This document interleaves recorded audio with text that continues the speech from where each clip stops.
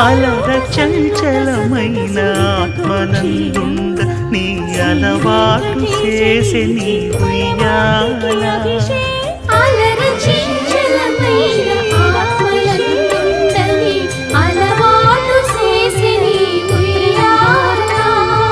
పలుమారు ఉచ్ఛ్వాస పవనమందుండ నీ భావము తెలిపే నీ ఉయ్యాల